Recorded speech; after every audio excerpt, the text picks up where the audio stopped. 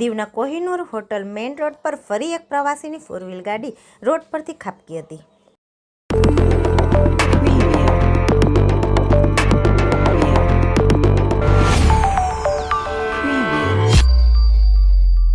કેન્દ્રશાસિત પ્રદેશ દીવમાં આજે ફરી કોહિનૂર હોટલ મેઇન રોડ પર ફોર વ્હીલનો અકસ્માત.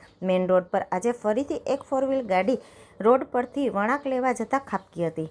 આ મેઇન રોડનું કામ છેલ્લા ઘણા સમયથી અધૂરું છે અને ત્યાં રહેલ રોડ પણ ઊંચો નીચો હોવાથી ઊંચા નીચા રોડમાં મોટા ખાડા જેટલું અંતર રહેલું છે, જેને લઈ અને કોઈ નિશાની કે બેરિકેડ રાખવામાં આવ્યું નથી અને પ્રવાસીઓ આગળ ખાડો છે તે વાતથી બિલકુલ અજાણ હોવાથી અને લાઇટ પણ નહીં હોવાથી વળાંક લેવા જતાં ઉપરથી નીચેના રોડ પર ખાબકે છે. તે જ રીતે આજે ફરી એક પ્રવાસીની ફોર વ્હીલ ગાડી ઊંચા રોડ પરથી નીચેના રોડ પર ખાબકી હતી. અગાઉ પણ અહીં એક બસ અને અનેક ફોર વ્હીલ ગાડીનો અકસ્માત થયો છે.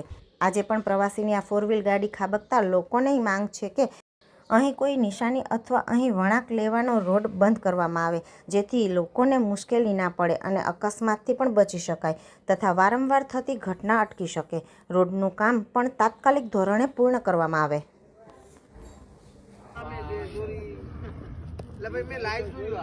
दीव ट्रैफिक पुलिस ज़रा ध्यान दे.